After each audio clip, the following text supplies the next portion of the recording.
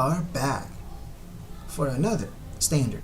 And for this episode, we are still playing Dimir Rogues. So, if you've seen our previous episode, I didn't have Lurus back then. So now, I've added Lurus because why not? I mean, you can have Lurus like an additional card that's available to you that you can use whenever you need it. And also, I'm really impressed by how good this deck is, how resilient this deck is. The main idea of the deck is to mill out your opponent. If you can't, plan B, attack and kill them. So how does it work? Well, you have Thieves Guild Enforcer. You must have 4 of that. This card is really good, aside from it being flash.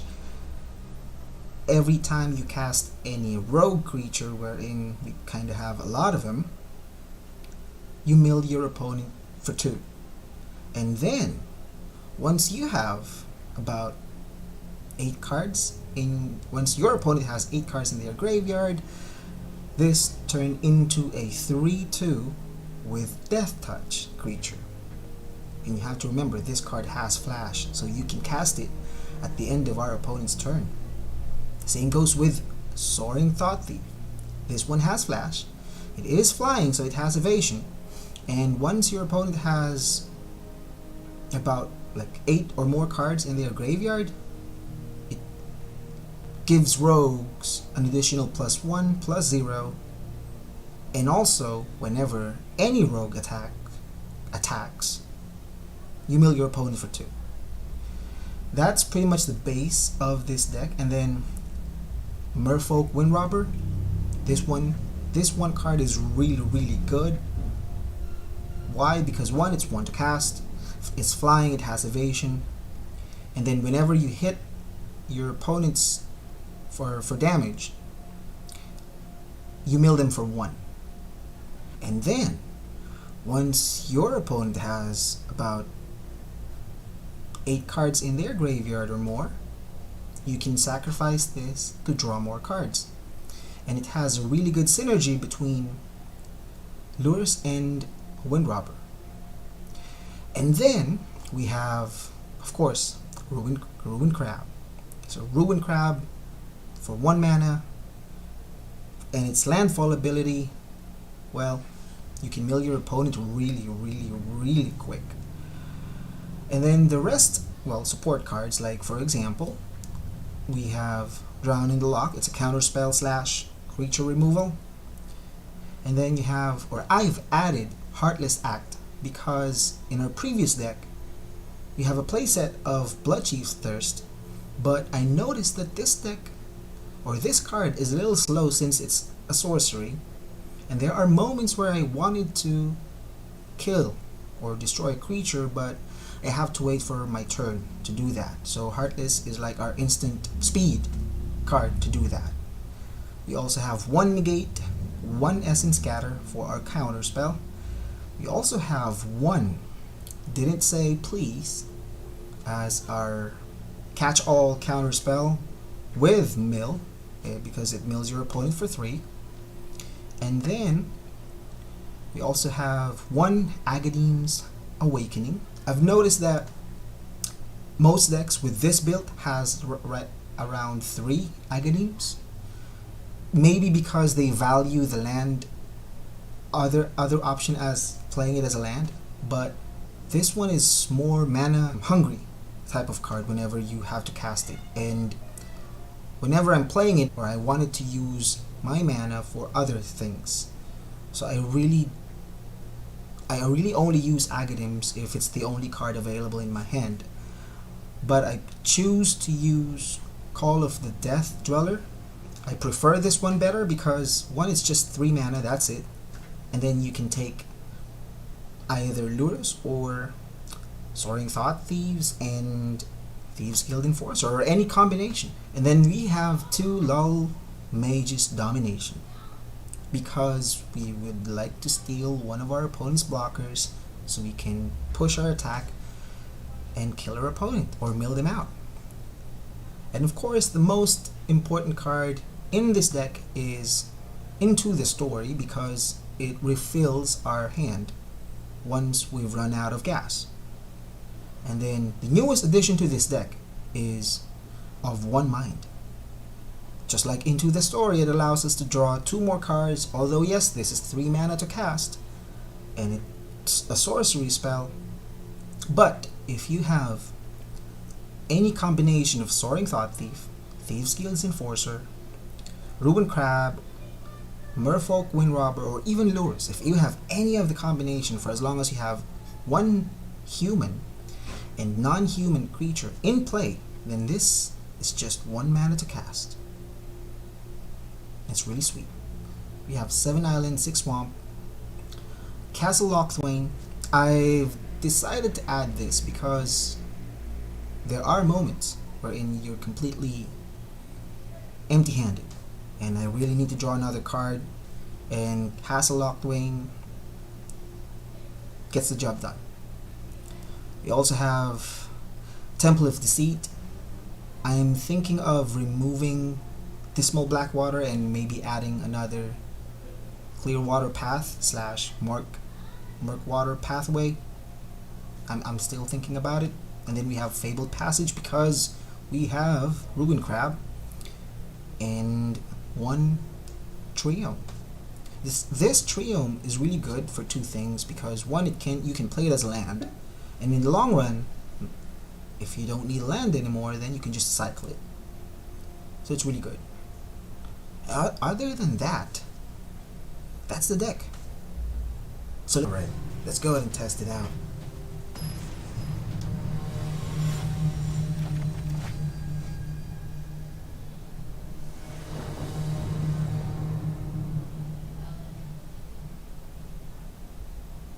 Okay.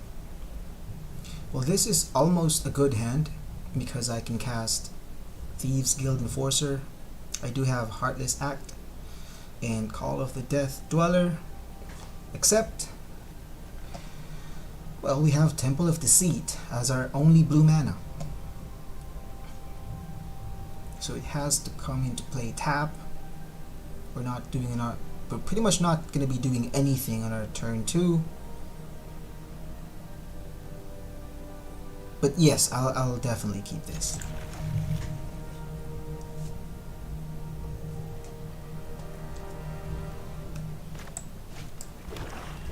So we'll play a swamp. And then at the end of our opponent's turn, we will cast Thieves Guild Enforcer. Let's just hope that we do get an island on our turn. And it's a mirror match.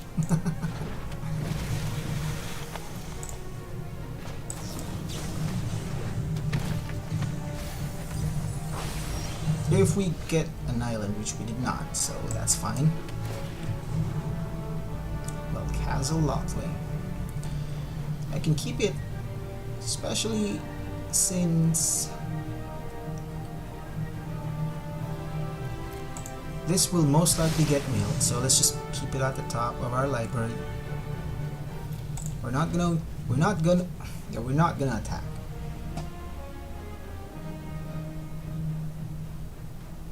We will wait. And there's a chance that our thieves will eat a Heartless Act, or probably, or maybe they're going to attack first. Yes, of course. We can do that.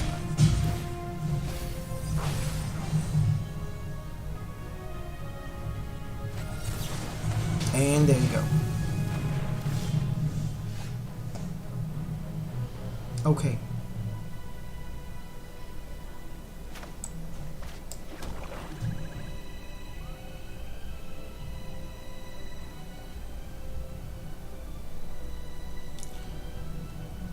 Well, I was really hoping I can cast Merfolk Windrobber. You know what? Let's cast Merfolk Windrobber. We have a backup Heartless Act anyway, so yeah, let's go with that plan. So we'll cast Wind. If our opponent's going to attack with their Merfolk Windrobber, I'm gonna block it. We do have a backup. a second Merfolk Wind Robber anyway.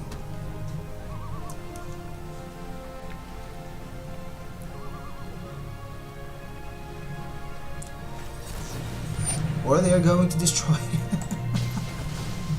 Or they're going to destroy it again. Sure.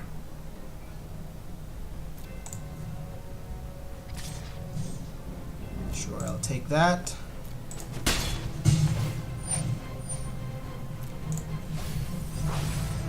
Alright, that's fine. Now I can cast Heartless Act at the end of our opponent's turn to kill Merfolk Wind Robber, but I'm trying to save this for a more juicy creature, more like Thieves or Soaring Thought Thief. I was like saving it for that. So let's just get back to our turn. We finally got our 4th land, but still is not an island. I can play that, and then we can cast Call of the Death Dweller. So I'm going to put Death Touch to our Merfolk Wind Robber and Menace to Thieves Guild Enforcer. And Thieves will trigger.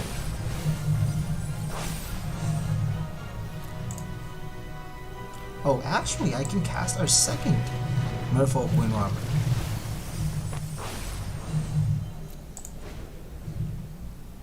So that went well. Yeah.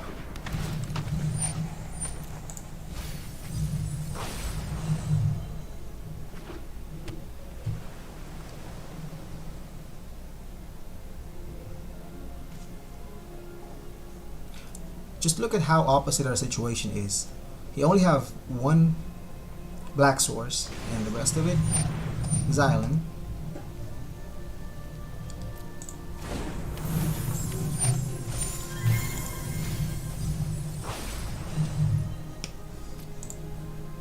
And then he has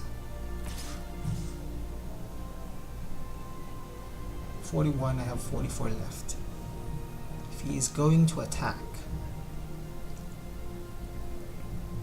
sure, let's go and take that, sure. No blocks.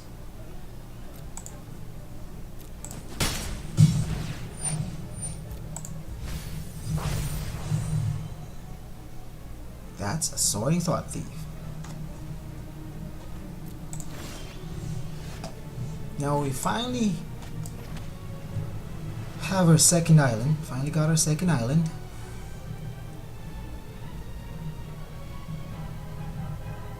So we can kill Brazen Borrower, for example. If... You know what? Let's go and attack first. Let's see how they are going to respond. This one has Death Touch, and the other one doesn't, but they're both going to die anyway, so let's see. I mean, either one of them will die. If our opponent decides to block using their Brazen Borrower, of course. There's a chance that they may not. Yeah, they decided not to block.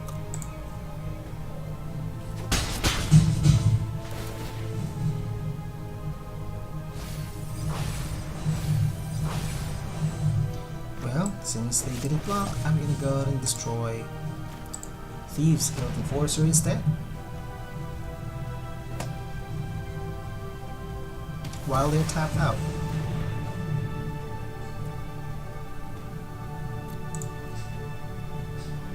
And I still have Essence Scatter in case they decide to cast another creature. But at least at this point, kind of minimize our opponent in milling us out.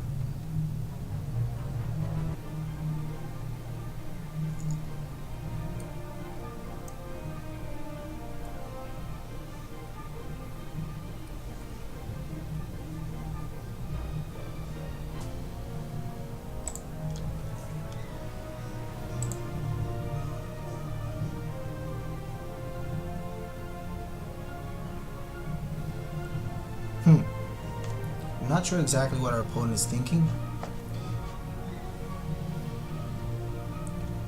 Oh. Well, I'm not sure exactly what he is trying to do, but he is not doing anything. 2,000 years later.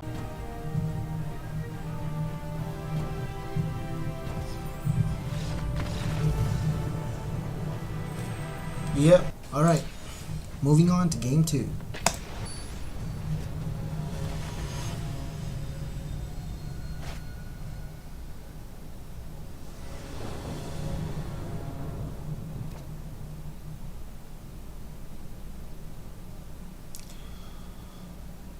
Huh. Well, this one is much worse than our game 1 in terms of opening hand. Both of our cards will come into play tap. I'm probably gonna start with Temple of Deceit here and then followed by Fabled Passage. I can cast Thieves and then followed by Merfolk Windrobber.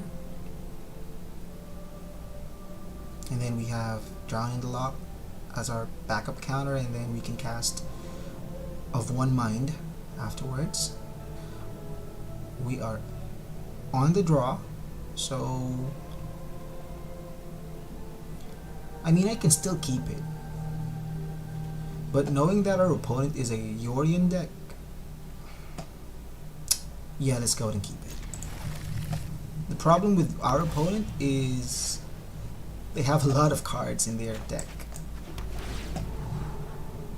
So it's gonna take some time before we can actually mill them out. If this is any other card, I'm probably gonna put this one at the bottom because I need to get lands, but since it's Ruin Crab, I'll keep it on top.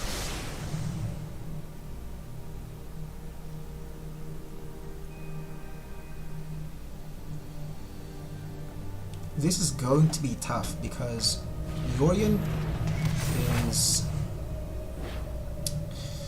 well, they have a lot of cards to mill. So it's going to take a lot of time and effort for us to mill out our opponent.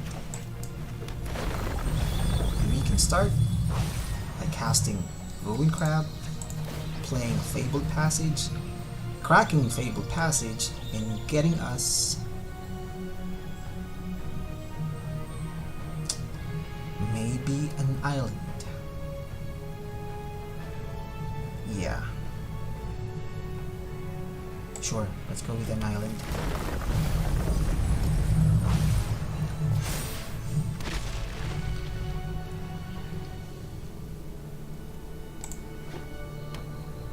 Well. Oh wow. That is not good. So we can play Thieves. I can follow it up with Merfolk Windrobber.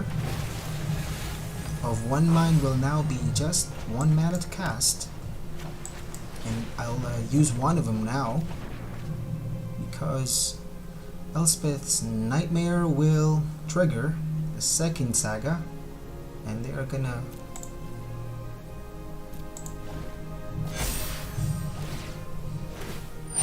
sure. They're probably going to choose Of One Mind since it let us get more cards. Or maybe Drown in the Loch in case they're, yeah, in case they have something to cast that they don't want to be countered.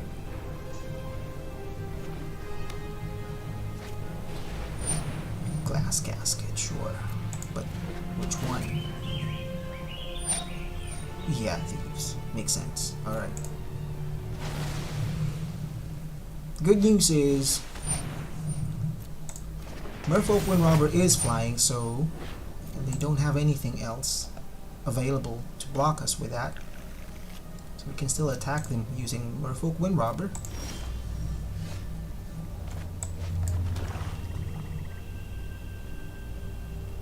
I can cast Soaring Thought Thief. I can now cast of 1 mine for 1 mana, and then we can attack.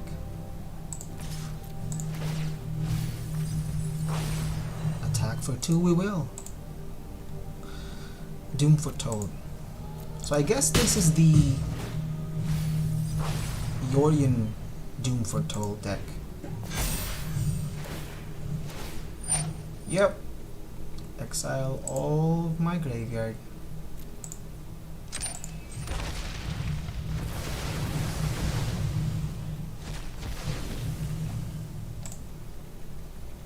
We're not really milling any good card here, so except of course Doom Foretold, but oh wow, really? So if that is what are going, sure, they don't have any target for this, but chances are they are rooting for us to mill them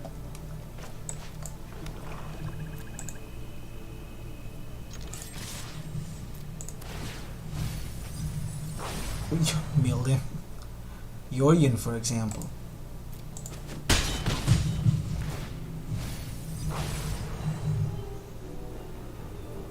And then they can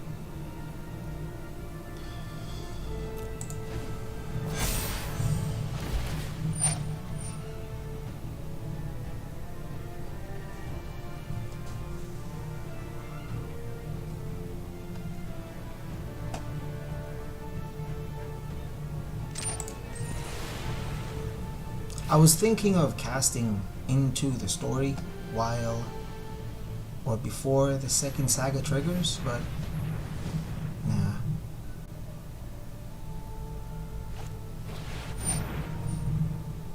I'm still worried about something like this.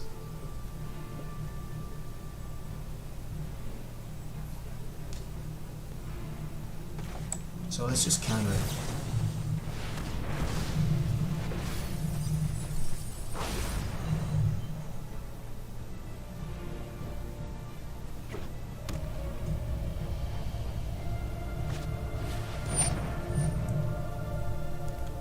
So when Lithoform Blight enters the battlefield, draw a card.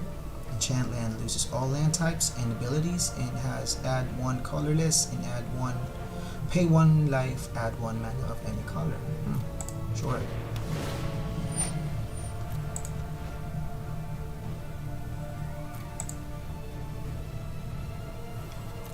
So at this point, our opponent can probably take Yorion, or maybe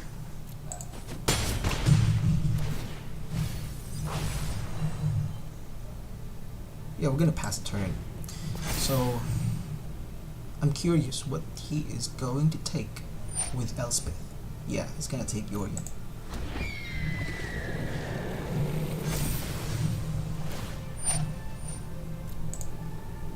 Good news is there's not much for him to blink with Yorion, so oh, okay.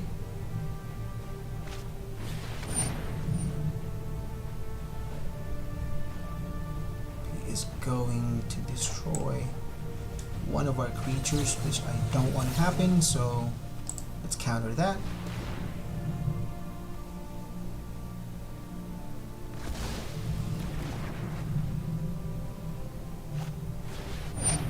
Omen of the Sun. So they're gonna gain 2 more life and create 2 tokens, 1/1 soldier tokens, and then since they're tapped out, you know what? It's going to destroy Yorion. Oh, I can't destroy Yorion because it has +1/+1 counter. That is a problem, sure. Now what we need to have, what we need to get is the other removal. So let's just go ahead and play our Thieves Guild Enforcer.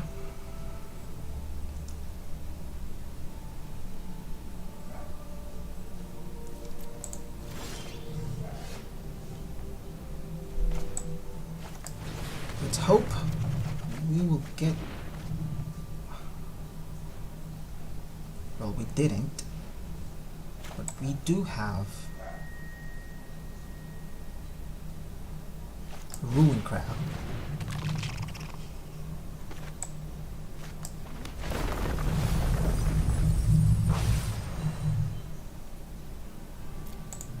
I can still attack if I want to.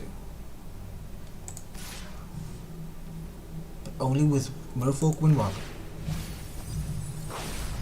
Now he will most likely block it. Yep. And I don't need... I just have to activate Merfolk Wind Robber's ability and then we can pass the turn. Bad news, we didn't get the removal that we need. So we still have Yorion.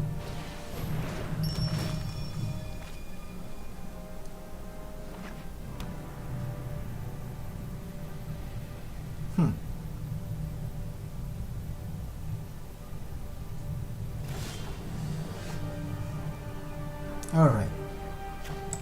Let's play our land. We're halfway there. Halfway.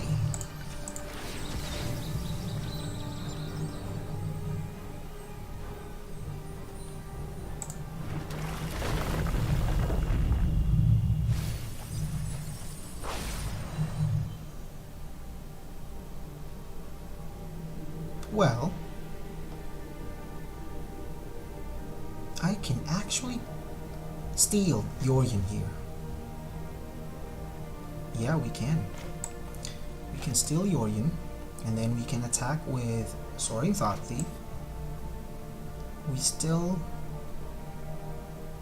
And we have enough left for negate. So let's go with that. For 5.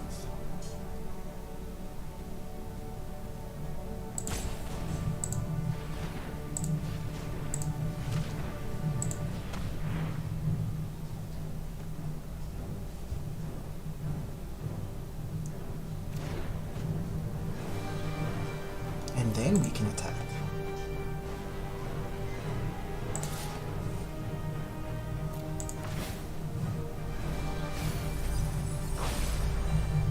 And we are almost there.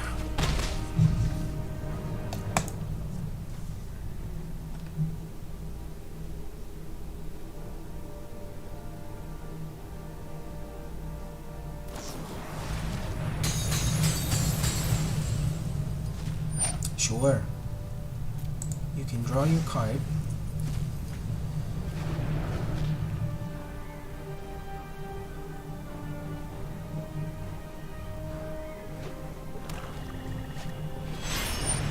Got a second Yorion. Now that is a problem. So this... Oh! Well, they've decided to quit.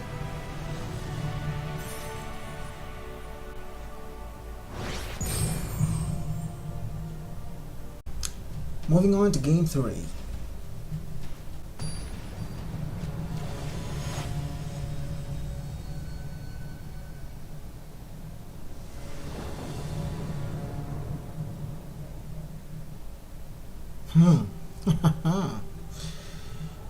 We're on the play, and we have 2 Ruin Crab and a soaring Thought Thief and Heartless Act and Agadines. So we'll keep that. We'll play our first Ruin Crab.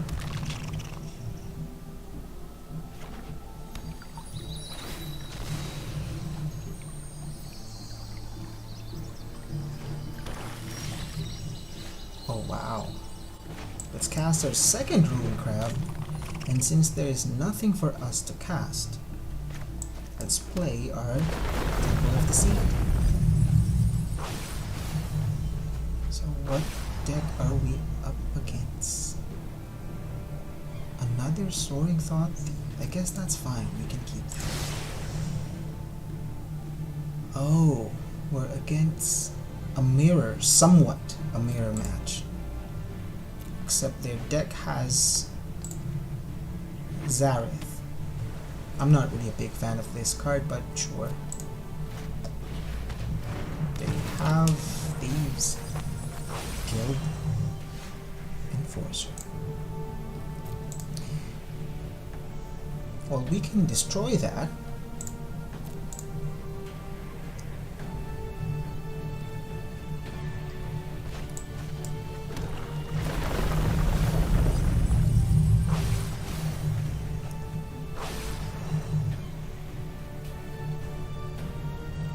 But before we do that, let's wait for what our opponent's about to do first, because they can cast. Does it say cast or comes into play? Enters the battlefield. So while it is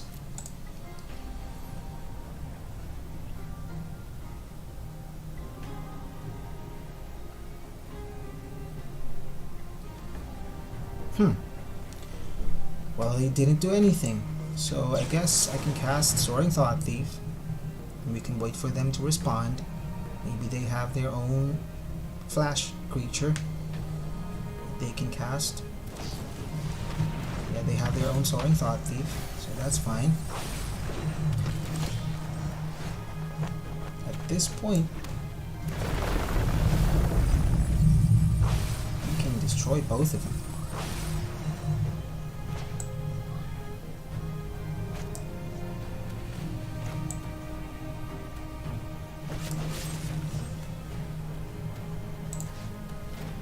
Destroy the flying Soaring Thought Thief, so we can attack our own Soaring Thought Thief. And then, I mean, I can already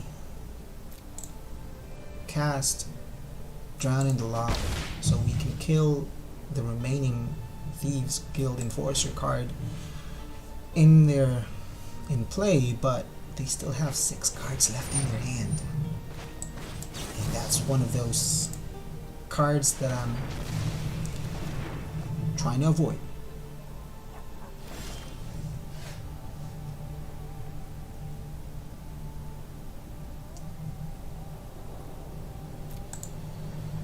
At this point, we are kind of running out of gas. So we'll get, you know what? Can I? Yes, I can.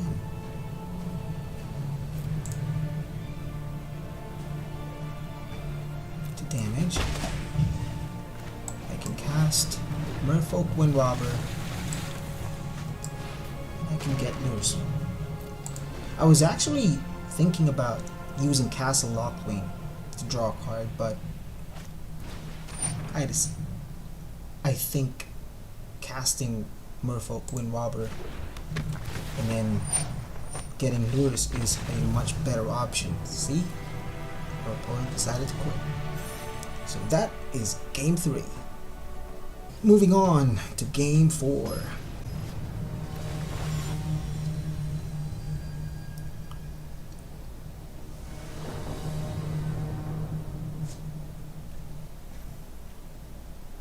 Huh. Well, we are on the play. We have Drown in the Loch. We have 3 islands.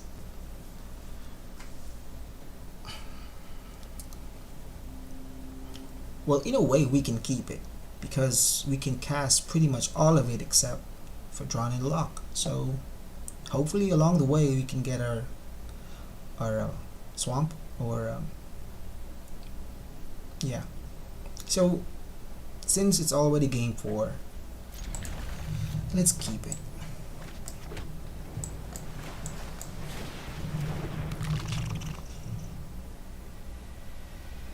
I'm always tempted to keep my opening hand whenever I have Ruin Crab in my opening hand. Oh wow. So we have our second Drowning the Lock. I should be getting my swamp anytime soon. Because oh, well, this is not good. It seems like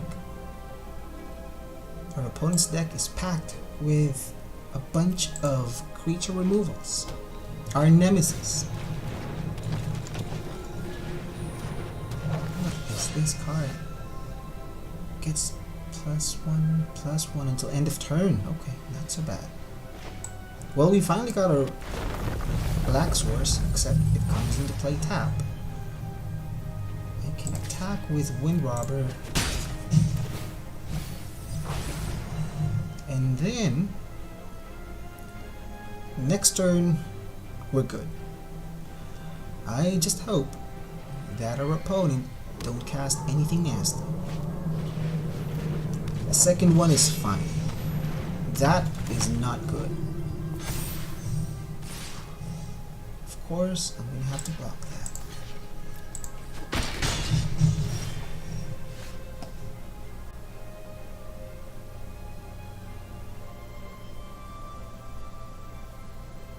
Wow. Now here's our problem. If I don't kill Luminarch Aspirant now, there is a chance that they're gonna pump Seagate Banneret again, so it can get through our Ruin Crab.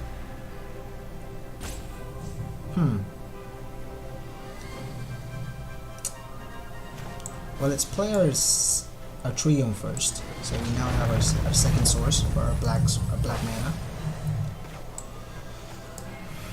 I'm gonna be forced to use Drowning the Lock now for that Luminarch Aspirant. I mean, I really can't keep that card in play for that long. At least I know I can block Seagate Banneret, and then I can take 2.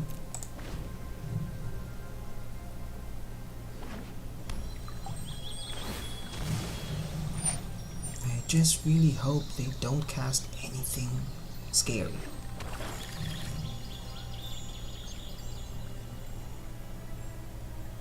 Because if they do, well, good news. They did not. Alright. Well, they are going to attack. I'm going to block the one with a +1/+1 counter. And we'll take 2. And then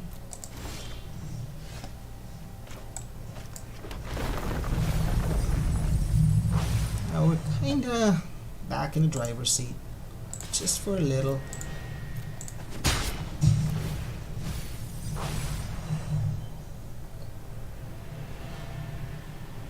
I can actually get this. I can get this. What other creatures do they have? You know what? If they cast another Luminarch Aspirant, I'm probably gonna let them cast it and get it. There is a chance. But if I wanted to be mana efficient, I should be casting Lull Mage now. Get the Seagate Banneret, the one with the counter. Leave 2 mana open for Drown in the Lock.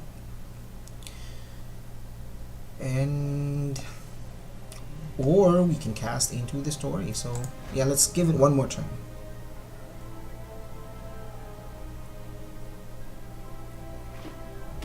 Give it one more turn. What is this card? When Thundering Spark Mage enters the battlefield, it deals X damage to target creature or planeswalker, where X is the number of creatures in your party. So you have 3, so plus the human wizard, 4 damage. Yep, gotta counter that spell.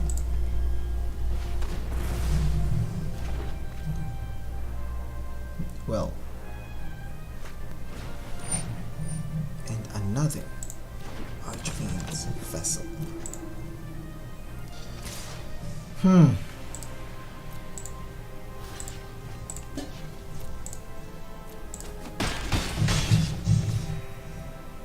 turn.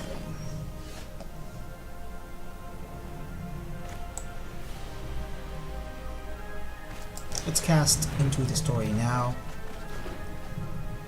Let's play a land.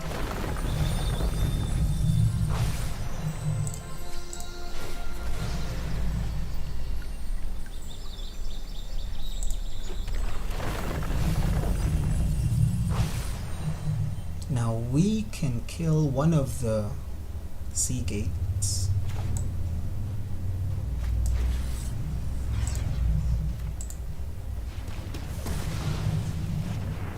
So we still limit them by attacking for 2 damage. We will attack with our Merfolk Windrobber, continue to mill them down. They only have 25 cards left. We're almost there. And then we can cast Thieves Guild Enforcer later, once our opponent attacks.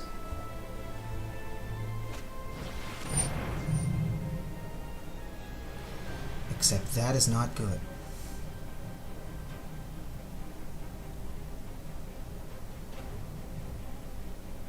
At the beginning of your upkeep, choose one at random.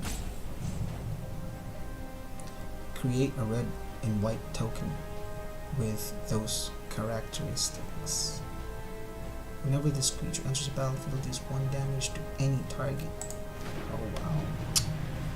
That is not good. That is not good. When at the beginning of your upkeep, okay. So we can still cast Thieves. And then pass the blockers. Let's block this.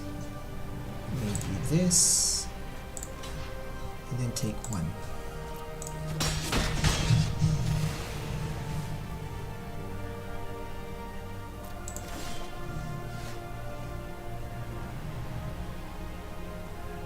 Now, of 1 mind, it's just 1 to cast. 21 cards. What do you know? Let's cast all our Ruin Crabs. And play Agadine as a land. Tap.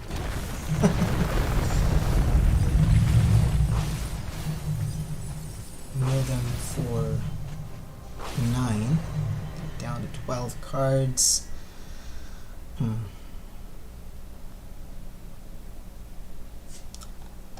I can cast Soaring Thought Thief now. Looking for 2. Attack both the Thieves and the Merfolk. Looking for another 2. And then Merfolk Windrobber will mill them for the last card, and they are down to 7 cards. With haste. Yep, lifelink and haste. Down to 6 cards. So basically all I gotta do is to get a land, and we're done.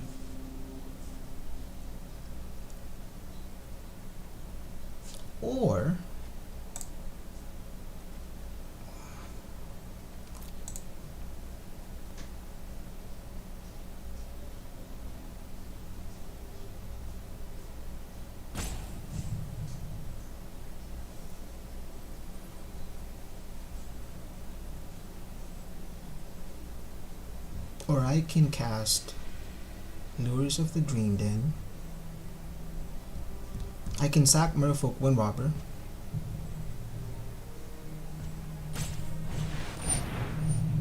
Sure. What is this card? X is the number of your party. Sure.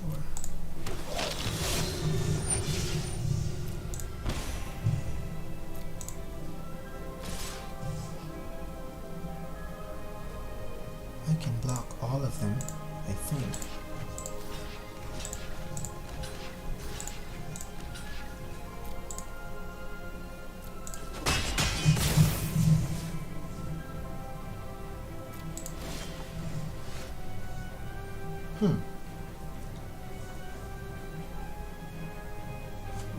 to do? 6 cards.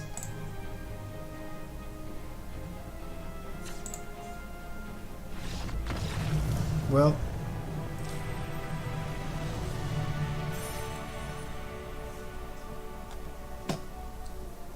we got this. Alright, now for our last game for this episode,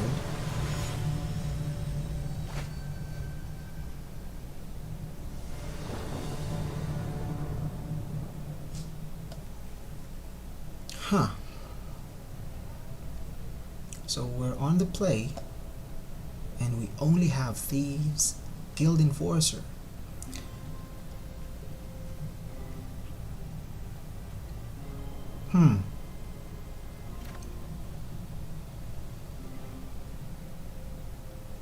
We're on the draw, so, and since it's our last round, let's go to keep it. I mean, it's not really a good opening hand, aside from getting a Ruin Crab.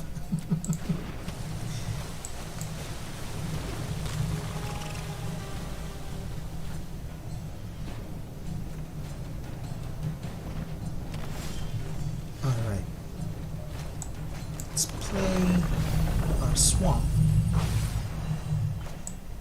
Let's cast Thieves, Guild Enforcer, and then of one mind is now just 1 mana to cast. Sweet.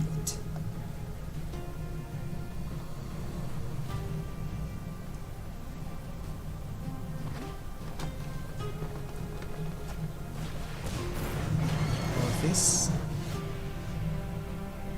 he is a pro-black creature, so that is a problem. I can cast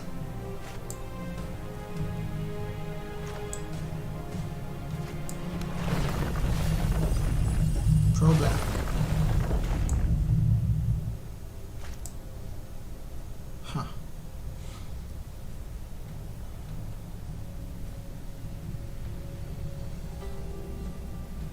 I can't attack, so let's just pass the turn. I mean, we can cast Thieves, Guild Enforcer, the second one, and Soaring Thought Thief at the end of our opponent's turn, just to give it a little, for example, somewhat surprise. Because it's much better if our opponent's not seeing that we're actually holding 2 more cards, so there is a chance that, yes, they are going to attack. That's what I'm thinking. I'm not gonna block that, at least not for now. We'll take that. Look at the many cards from the top of your library. Fine.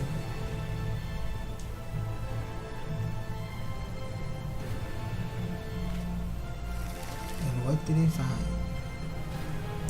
Alright, let's do it. Casting Thieves, Guild Enforcer, the second one.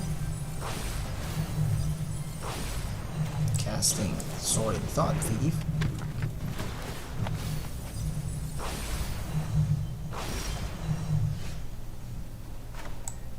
Playing a land.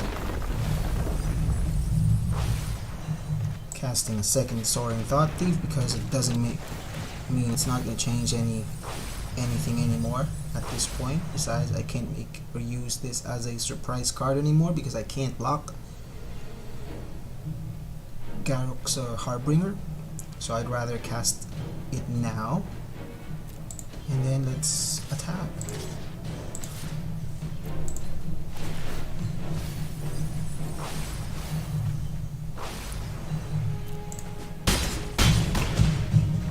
For 13 damage.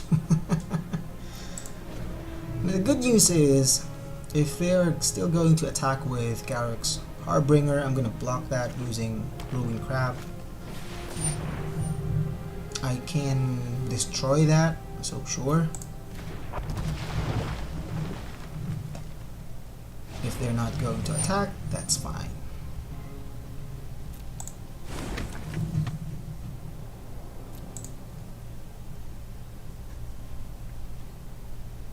Yeah, they're not going to attack, so let's destroy Elder Gargaroth. And then we can, I think this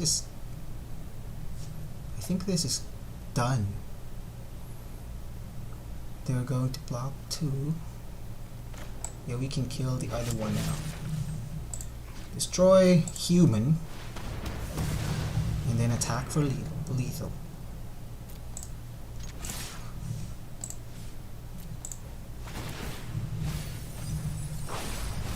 There's no lifelink here, right? Yep, no lifelink. It is lethal.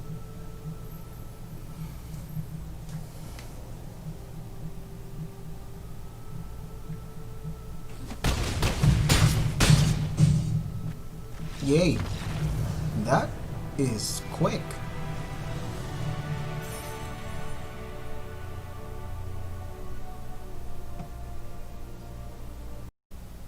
Now that deck is really good. Really impressive. Well, if you wanted to see more of that, you can check the other Dimir Mill experiment deck. You can check that out.